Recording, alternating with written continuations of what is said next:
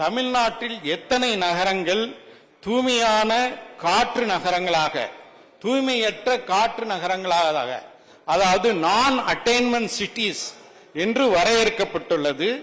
அந்த நகரங்களில் இந்த காற்று மாசை குறைப்பதற்கும் காற்றின் தரத்தை உயர்த்துவதற்கும் அரசு என்ன நடவடிக்கை எடுக்கின்றது என்பதை மாண்புமிகு அமைச்சர் அவர்கள் விளக்கம் அளிக்க முன் வருவாரா என்று கேட்டு விடைபெறுகிறேன். பேராசிரியர் வகுப்புல 1 மணி நேரம் பேசணும், கேள்வினாலும் அப்படிதான் கொஞ்சம் கூடுதலா கேட்பாங்க.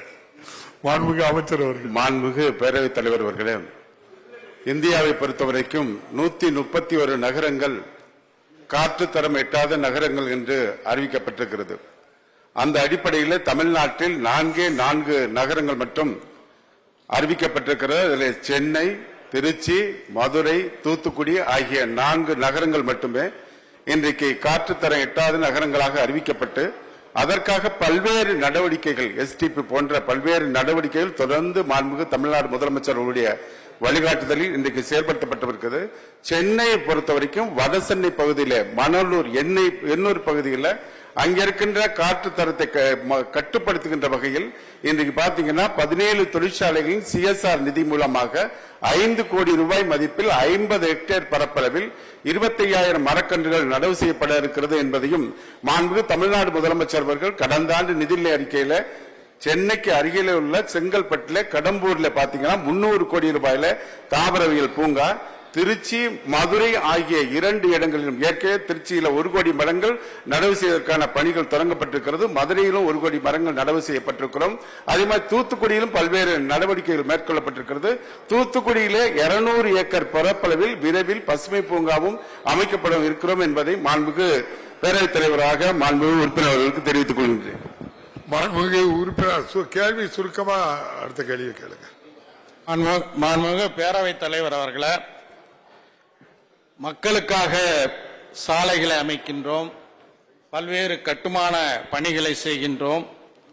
எதிர்கால தலைமுறைக்கு இந்த உலகை நாம் தூய்மையானதாக அளிப்பதற்கு நாம் அனைவரும் கடமைப்பட்டிருக்கின்றோம்.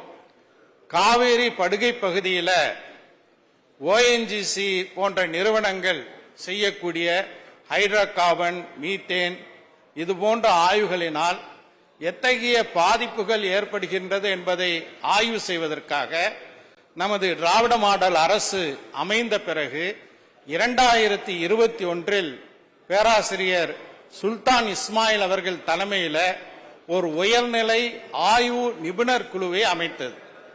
இந்த நிபுணர் குழு தன்னுடைய அறிக்கையை அரசுக்கு சமர்ப்பித்ததா, அந்த அறிக்கை மக்களுக்கு இந்த சபையிலே அளிக்கப்படுமா என்று உங்கள் வாயிலாக மாண்புமிகு அமைச்சரை வினவ விரும்புகிறேன். மாண்புமிகு அமைச்சர்.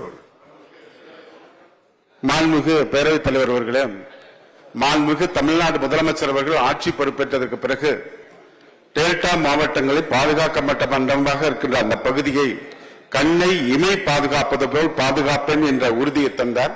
அந்த அடிப்படையில் பொறுப்பேற்ற இந்த 3 ஆண்டு காலத்தில் ஒரு இடத்தில் கூட ONGC நிறுவனத்துக்கான ஹைட்ரோ கார்பனுக்கான எந்த திட்டத்திற்கும் அனுமதி வழங்காதவர் மாண்புமிகு தமிழ்நாடு முதலமைச்சர் அவர்கள் என்பதை தெரிவிச்சுக்கிறேன். அண்மையில் பேராசிரியர் ஜெயராமன் என்பவர் சந்தித்தார். அவர் அவர்கிட்ட கேட்டாங்களா எல்லாரும், நிறைய கடந்த காலத்தில் போராட்டம் நடக்குமே, மீத்தேன், ஹைட்ரோ கார்பன் போன்ற திட்டங்களுக்காக இப்ப இல்லை என்று கேட்டபொழுது அந்த பேராசிரியர் மாண்புமிகு தமிழ்நாடு முதலமைச்சர் அவர்களே தமிழ்நாடு முழுவதும் பாதுகாக்கின்ற வகையில் எங்களுக்கு அதற்கான தேவையில்லை என்று அறிவித்திருக்கிறார்கள். நீங்கள் குறிப்பிட்டு சொன்னதை போல பேராசிரியர் சுல்தான் இஸ்மாயில் அவர்கள் தலைமையில் மாண்புமிகு தமிழ்நாடு முதலமைச்சர் அவர்கள் இந்த ஹைட்ரோ கார்பன் போன்ற திட்டங்களுக்கான ஆய்வறிக்கை சமர்ப்பிக்க குழு அமைத்திருக்க விரைவில் அதற்கான அனுமதியை பெற்று அதற்கான அறிக்கை வெளிவருவதற்கான நடவடிக்கை மேற்கொள்ளப்படும் என்பதை தெரிவித்துக் கொள்கின்றேன். குறிப்பாக மரங்கள் நடுவதுதான் முக்கியம். நீங்க மாண்புமிகு சட்டமன்ற உறுப்பினர் அவர்கள் குறிப்பிட்டு சொன்னது போல இந்த பசுமை பூங்காக்காக உங்களுக்கு 1000 மரக்கன்றுகள், நாட்டு மரக்கன்றுகள் 10 அடி ஹைட்டு 14 கிலோ வெயிட்டுள்ள மரங்கள் வழங்கப்படும். இந்த கேள்வியை அனுமதித்த மாண்புமிகு பேரவைத் தலைவருக்கும் 1000 மரங்கள் வழங்கப்படும். எந்த சட்டமன்ற உறுப்பினர்கள் கேட்கிறீர்களோ எல்லாருக்கும் 1000 மரக்கன்றுகள் வழங்கப்படும் என்பதை மாண்புமிகு பேரவைத் தலைவராக மாண்புமிகு உறுப்பினர் தெரிவித்துக் கொள்கிறேன்.